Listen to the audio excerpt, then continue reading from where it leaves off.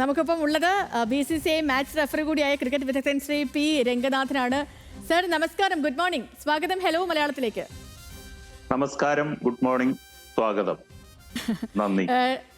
Sir ഇപ്പം ഈ പറഞ്ഞതുപോലെ തന്നെ ഇപ്പം ഇന്ത്യയെ സംബന്ധിച്ചിടത്തോളം ഈ അല്ലെങ്കിൽ കോടിക്കണക്കിന് വരുന്ന ഇന്ത്യൻ ആരാധകരുടെ അഭിമാനം അല്ലെങ്കിൽ അവരുടെ ആഗ്രഹം അത് സഫലീകരിച്ചു എന്നതിനപ്പുറം ഒരു ചരിത്രം കൂടി തിരുത്തിക്കൊണ്ടാണ് ആ കപ്പ് ഇന്ത്യൻ കരങ്ങളിലേക്ക് എത്തിയത്. അപ്പോൾ ഒരു അർഹിച്ച കൈകളിലേക്ക് തന്നെ ആ കപ്പ് എത്തി. അങ്ങ് ഇന്നലത്തെ മത്സരത്തെ എങ്ങനെ വിലയിരുത്തുന്നു? ഏറ്റവും നല്ല ഒരു T20 ഫൈനൽ.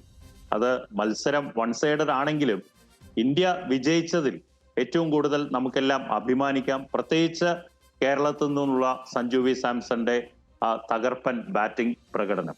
അത് മാത്രമല്ല, ഇന്നലെ നമ്മൾ സാക്ഷ്യം വഹിച്ചത് ന്യൂസിലാൻഡിനെതിരെ ന്യൂസിലാൻഡ് എടുത്ത തീരുമാനം, ക്യാപ്റ്റൻ സാന്റനർ എടുത്ത തീരുമാനം ശരിവെക്കുന്ന രീതിയിലല്ല കാര്യങ്ങൾ അദ്ദേഹത്തിന് പോയത്. പ്രത്യേകിച്ച് ഇവിടെ എടുത്തു പറയേണ്ടത് തുടക്കം, ഇന്ത്യയുടെ ആ പവർ പ്ലേയിലുള്ള തുടക്കം. നമ്മൾ വീണ്ടും പറയുന്നു, സഞ്ജു വി സാംസൺ ആദ്യ ഓവറിൽ തന്നെ അവസാന പന്ത് അടിച്ച ഒരു സിക്സും, അതുകൂടാതെ ആ ഓവറിൽ 7 റണ്ണാണ് നേടിയത്. പിന്നീട് നമ്മൾ കണ്ടത് അഭിഷേക് ശർമ്മയുമായിട്ടുള്ള കൂട്ടുകെട്ട്. അപ്പോൾ ആ പവർ പ്ലേയിൽ തന്നെ ന്യൂസിലാൻഡിന്റെ ആ ബോളിംഗ് കരുത്ത്, ഇന്ത്യൻ ബാറ്റർമാർ പ്രത്യേകിച്ച് സഞ്ജു വി സാംസണും അഭിഷേക് ശർമ്മയും ചേർന്ന ആ ഉജ്ജ്വല തുടക്കം. അപ്പൊ ഇത് സൂചിപ്പിക്കുന്നത് പിച്ചിന്റെ ഗതിയല്ല, ആ ബൗളർമാരെ നേരിട്ട കരുത്താണ്. ഏറ്റവും മികച്ച ഒരു ബോളിംഗ് അറ്റാക്കാണ് ന്യൂസിലാൻഡിന്റെ. ആ ബോളർമാരെ പ്രത്യേകിച്ച് ഫെർഗൂസൺ എന്നുള്ള ബോളർ, അദ്ദേഹം 2 ഓവറിൽ 48 റൺസാണ് വഴങ്ങിയത്. അവരുടെ ഏറ്റവും ട്രംപ് കാർഡായിരുന്നു ഫെർഗൂസൺ. അപ്പൊ ഇങ്ങനെയുള്ള ബോളർമാരെ എല്ലാം തീർത്തും ആ നരേന്ദ്രമോദി സ്റ്റേഡിയത്തിൽ 1 ലക്ഷത്തിലധികം കാണികൾ തിങ്ങി നിറഞ്ഞ ആ സ്റ്റേഡിയത്തിൽ, പ്രത്യേകിച്ച് 140 കോടി ജനങ്ങൾ ഉറ്റുനോക്കിയ ഈ മത്സരം, അത് അർഹിക്കുന്ന ഒരു വിജയം തന്നെ. ഏറ്റവും മികച്ച രീതിയിൽ, അതും ആധികാരികമായിട്ട്.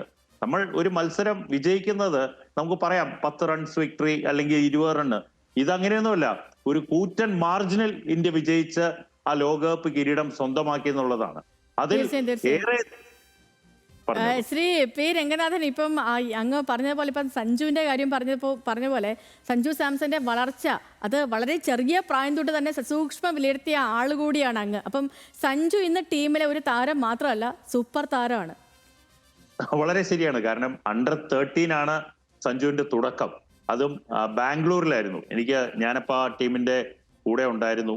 അതിനുശേഷം അണ്ടർ 13-ൽ അദ്ദേഹം നിരവധി സെഞ്ചുറികൾ നേടി. അണ്ടർ 13 കേരളയ്ക്ക് വേണ്ടി അദ്ദേഹം ബാറ്റ് ചെയ്ത് റൺസ് വാരി കൂട്ടിയപ്പോൾ പല സംസ്ഥാനങ്ങളിലെ, പ്രത്യേകിച്ച് ആ കാലഘട്ടത്തിൽ തമിഴ്നാടും കർണാടകയും അല്ലെങ്കിൽ ഹൈദരാബാദും ഒക്കെയാണ് മികച്ച ടീമുകൾ. ഇപ്പൊ കേരള വളർന്നു വരുന്ന ഒരു ടീം മാത്രമായിരുന്നു. പക്ഷെ അതിൽ നിന്ന് അണ്ടർ 14 ലെവലിൽ സെഞ്ചുറിയൊക്കെ നേടുക എന്നുള്ളത് ഒരു വലിയ കാര്യമാണ്. ആ കാലഘട്ടം കഴിഞ്ഞിട്ട് അദ്ദേഹം അണ്ടർ 19 വരുന്നു, അണ്ടർ 16, അണ്ടർ 19.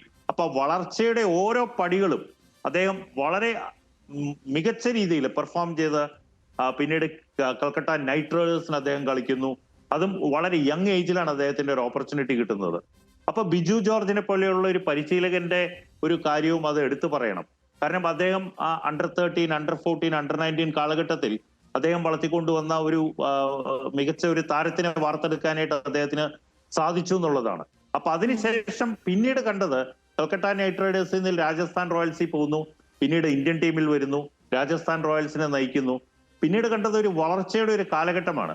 പിന്നീട് എല്ലാ ക്രിക്കറ്റർക്കും ഉണ്ടാവുന്ന ഒരു ബാഡ് പാച്ച്. ആ ബാഡ് പാച്ച് സ്വാഭാവികമാണ്. ഏത് ലോകത്തിലെ ഏറ്റവും മികച്ച താരങ്ങളെ എടുത്താലും അവർക്കെല്ലാം ഒരു ബാഡ് പാച്ച് ഉണ്ട്. പക്ഷെ അതും സർവേ ചെയ്ത് ഇന്ന് മാൻ ഓഫ് ദ സീരീസ് ആയിട്ട് അദ്ദേഹം ലോകകപ്പ് ഇന്ത്യക്ക് നേടിത്തന്നതിൽ ഏറ്റവും നിർണായക പങ്ക് വഹിക്കുന്നു. ഒരു പക്ഷേ ഭാവിയിലെ ഇന്ത്യൻ ക്യാപ്റ്റനായിട്ട് അദ്ദേഹത്തിന് വളർന്നു വരാനായിട്ട് സാധിക്കുന്ന ഒരു ലോകകപ്പായിട്ട് മാറിയിരിക്കുന്നു എന്ന് വേണം ഇതിനെ വിലയിരുത്താൻ. രംഗനാഥൻ സർ, ഇപ്പം സഞ്ജു നന്നായിട്ട് സ്കോർ ചെയ്ത മത്സരങ്ങൾ ജയിക്കുക എന്നത് ഇന്ത്യക്ക് ഒരു ശീലമാണ്. ഇപ്പം വെറും 5 മത്സരങ്ങൾ കൊണ്ട് ഒരാളുടെ ടൂർണമെന്റ് താരമാകുക, അപ്പൊ സഞ്ജുവിന് അവസരം ലഭിക്കുമ്പോൾ അങ്ങനെ ഒരു പ്രതീക്ഷ ഉണ്ടായിരുന്നോ? അല്ലെ, ഇന്ന് വളരെ കോമ്പറ്റീറ്റീവ് ആണ്. നമ്മളിപ്പോ ഇന്ത്യൻ ടീമിൽ എടുക്കുകയാണെങ്കിൽ നിരവധി താരങ്ങൾ ഓപ്പർച്യൂണിറ്റിക്ക് വേണ്ടി, ഒരു അവസരത്തിന് വേണ്ടി കാത്തിരിക്കുകയാണ്. ഇപ്പൊ നമ്മൾ എടുത്തു പറയുകയാണെങ്കിൽ ഓരോ ഫോർമാറ്റിലും ഓരോ താരങ്ങളാണ് കളിക്കുന്നത്. T20 ഫോർമാറ്റ് അല്ലെങ്കിൽ ഏകദിനം ടെസ്റ്റ്. ഇപ്പോ ഋഷഭ് പന്ത്, അത് കൂടാതെ KL രാഹുൽ, ജുറൈൽ, നിരവധി താരങ്ങൾ. ഇപ്പൊ ശ്രേയസ് അയ്യർ, ഇപ്പൊ ഞാൻ നേരത്തെ പറഞ്ഞെല്ലാം വിക്കറ്റ് കീപ്പർ ബാറ്റർമാരാണ്. പിന്നീട് ശ്രേയസ് അയ്യർ ആയാലും ഇങ്ങനെ നിരവധി താരങ്ങൾ അവസരത്തിന് വേണ്ടി കാത്തിരിക്കുകയാണ്. അപ്പൊ പെർഫോമൻസ് ഒരു നിർണായക ഘടകമാണ്. നന്നായിട്ട് പെർഫോം ചെയ്താൽ ടീമിൽ തുടരാൻ സാധിക്കും. ഒരു പരമ്പരയിൽ ഇപ്പോ സഞ്ജുവിന് ഏറ്റവും കിട്ടിയ ഒരു അവസരം അദ്ദേഹം മികച്ച രീതിയിൽ അവസാന 3 മത്സരങ്ങൾ വിനിയോഗിച്ചു എന്നുള്ളതാണ്. പ്രത്യേകിച്ച് വെസ്റ്റ് ഇൻഡീസിനെതിരെയും ഇംഗ്ലണ്ടിനെതിരെയും, കൂടാതെ ഫൈനൽ, ഏറ്റവും നിർണായകമായിട്ടുള്ള ഫൈനൽ മത്സരം, അതും ന്യൂസിലാൻഡിനെതിരെ അദ്ദേഹം നമ്മൾ തിരുവനന്തപുരത്ത് കാര്യവട്ടത്ത് ഔട്ടായപ്പോൾ എഴുതി തള്ളിയതാണ്. പക്ഷെ ആ ന്യൂസിലാൻഡിനെതിരെ തന്നെ അദ്ദേഹം മികച്ച രീതിയിൽ ഒരു തുടക്കവും ഒരു സെഞ്ചുറി പ്രതീക്ഷിച്ചു. നിഷാമിന്റെ ആ ഒരു പന്ത് അദ്ദേഹം ഒരു അലക്ഷ്യ ഷോട്ട് എന്ന് തന്നെ പറയണം, അല്ലെങ്കിൽ അദ്ദേഹം സിംഗിൾ എടുത്ത് അദ്ദേഹത്തിന് സെൽഫിഷ് ആയിട്ട് ഒരു സെഞ്ചുറി നേടാമായിരുന്നു. അപ്പൊ ഇവിടെ സൂചിപ്പിക്കുന്നത് അദ്ദേഹത്തിന്റെ ആ ബാറ്റിങ്ങിൽ വന്ന ഒരു ട്രാൻസ്ഫോർമേഷൻ ആണ്. വളരെ ഒരു മെച്യൂർഡ് ക്രിക്കറ്ററായിട്ട് മാറിയിരിക്കുന്നു എന്നുള്ളതാണ് ഇവിടെ സൂചിപ്പിക്കുന്നത്. മറ്റുള്ള താരങ്ങൾ വരുന്നു, ബാറ്റ് വീശുന്നു, ഔട്ടാവുന്നു. പക്ഷെ ഇവിടെ അങ്ങനെയല്ല. ഒരു ടീമിനെ നല്ലൊരു ബിൽഡ് ചെയ്ത് നല്ലൊരു സ്കോർ പടുത്തുയർത്താനായിട്ട് ഈ കഴിഞ്ഞ അവസാന 3 ഇന്നിങ്സുകൾ നോക്കുകയാണെങ്കിൽ അദ്ദേഹത്തിന്റെ ബാറ്റിങ്ങിന്റെ മെച്യൂരിറ്റി നമുക്ക് കാണേണ്ടിയിരിക്കുന്നു. കറക്റ്റ് ആണ്. ഈ 3 ഫോമാറ്റിലും കളിക്കുക എന്നതാണ് സ്വപ്നം എന്ന് സഞ്ജു പറഞ്ഞിട്ടുണ്ടായിരുന്നു ഒരിക്കൽ. അപ്പം ഏകദിനത്തിൽ സഞ്ജു ഈ സെഞ്ചുറി നേടിയതിനു ശേഷവും അവസരമില്ലാതിരിക്കുന്നത് നമ്മൾ കണ്ടിട്ടുണ്ട്. അപ്പം ഇനിയെങ്കിലും അങ്ങനെ ഒരു പരിഗണനയ്ക്ക് അദ്ദേഹം അർഹനാണ് പൂർണ്ണമായും, അല്ലേ സർ? അല്ല, അർഹതനാണ് തീർച്ചയായിട്ടും. ഏത് ഫോർമാറ്റിൽ എങ്ങനെ കളിക്കണം എന്നുള്ളതും കൂടെ മാറേണ്ടിയിരിക്കുന്നു. കാരണം ഇന്ന് ഞാൻ വീണ്ടും പറയുന്നു, വളരെ കോമ്പറ്റീറ്റീവ് ആണ് ക്രിക്കറ്റ്. നമുക്ക് ഒരു 2 ഇന്നിങ്സ് മതി ഫെയിലിയർ ആയി കഴിഞ്ഞാൽ പുതിയ ആള് പരീക്ഷിക്കാനായിട്ട് തയ്യാറായിട്ട് ടീം മാനേജ്മെന്റുകൾ ഇരിക്കുകയാണ്. അപ്പോൾ അതിനൊന്നും അവസരം നൽകാതെ തുടർച്ചയായിട്ട് പെർഫോം ചെയ്യുക, തുടർച്ചയായിട്ട് ടീമിനെ നന്നായിട്ട് ജയിപ്പിക്കുക, ഇങ്ങനെയൊക്കെ വന്നാൽ മാത്രമേ നിരവധി ഇന്നിങ്സുകൾ ഇനിയും അവശേഷിക്കുന്നു. ആ ഇന്നിങ്സുകളിലെല്ലാം അദ്ദേഹം പെർഫോം ചെയ്യണം. ഒരു ഫെയിലിയർ വന്നുകൊണ്ട് നിരാശനാകാതെ ഇപ്പൊ ലോകകപ്പിൽ കാണിച്ച ആ ഒരു ആവേശം എല്ലാ ഇന്നിങ്സിലും അദ്ദേഹം തുടരുകയാണെങ്കിൽ ഞാൻ നേരത്തെ സൂചിപ്പിച്ചതുപോലെ ഇന്ത്യൻ ടീമിനെ നയിക്കാൻ പ്രാപ്തനായിട്ടുള്ള ഒരു താരത്തെ നമുക്ക് കേരളത്തിൽ നിന്ന് കണ്ടു എന്നുള്ളത് വേണം സൂചിപ്പിക്കുന്നത്. സർ, ഒരു കാര്യം, ഇപ്പം ഈ യുവ ഇന്ത്യ നൽകുന്ന പ്രതീക്ഷ അത് വളരെ വലുതാണ്. ഇപ്പം സൂര്യകുമാർ യാദവും ബുംറയും ഉണ്ടെങ്കിൽ കൂടി ബഹുഭൂരിപക്ഷം താരങ്ങൾക്കും വലിയൊരു കരിയർ ബാക്കിയുള്ള യുവതാരങ്ങളാണ്. കോഹ്ലിയും രോഹിത്തും ജഡേജയും ഒക്കെ പോയതിനു ശേഷം നമുക്ക് കിരീടം നേടാൻ കരുത്തുള്ള ടീം ഉണ്ടെന്ന് ലോകത്തിനെ കാണിച്ചു കൊടുക്കുക കൂടിയാണ്. ഇനിയും കരുത്തർ പുറത്തുണ്ട്. അപ്പോൾ ഈ ഇന്ത്യ അജയ്യറാണെന്ന് പറയാം, അല്ലേ? വളരെ ശരിയാണ്. ഭാരതം എന്നും അജയ്യർ തന്നെ. അത് തുടർച്ചയായിട്ട് വിജയത്തിലോടും പല ഘട്ടത്തിൽ നോക്കുകയാണെങ്കിൽ, പല കാര്യങ്ങൾ നോക്കുകയാണെങ്കിൽ നമുക്ക് തെളിയിക്കാൻ സാധിക്കും. അതിന് ഉദാഹരണം ഞാൻ പറയുന്നു, ജമ്മു ആൻഡ് കാശ്മീർ. ആ ജമ്മു ആൻഡ് കാശ്മീർ ഈ വർഷം രഞ്ജി ട്രോഫി ചാമ്പ്യൻസ് ആണ്. അത് ആലോചിക്കണം. കാരണം നമ്മളിപ്പോ പറയുന്നത് ഒരു രീതിയിൽ ഏറ്റവും മികച്ച രീതിയിൽ പെർഫോം ചെയ്ത ഒരു രഞ്ജി ട്രോഫി താരങ്ങളെയാണ് നമുക്ക് ജമ്മു ആൻഡ് കാശ്മീരിന് കാണാൻ സാധിച്ചത്. ക്രിക്കറ്റ് ഭൂപടത്തിലേ ഇല്ലാത്ത ഒരു ജമ്മു ആയിരുന്നു നേരത്തെ. പക്ഷെ ഇന്ന് പുതിയൊരു ഭാരതം വന്നപ്പോൾ തീർച്ചയായിട്ടും ജമ്മു കാശ്മീര് രഞ്ജി ട്രോഫി നേടുന്ന അതിൽ പല താരങ്ങളും ഞാൻ എടുത്തു പറയുന്നില്ല. ഓരോ താരങ്ങളും ഫാസ്റ്റ് ബോളിംഗ് അറ്റാക്കൊക്കെ ഇന്ത്യയിലെ തന്നെ ഏത് സംസ്ഥാനത്തെ എടുക്കുകയാണെങ്കിലും ഏറ്റവും മികച്ച ഒരു ബോളിംഗ് നിരയാണ് ജമ്മു ആൻഡ് കാശ്മീരിന്റെ. അപ്പൊ അതിൽ നിന്ന് ഇനി താരങ്ങൾ വരാണ്ടിരിക്കുന്നു.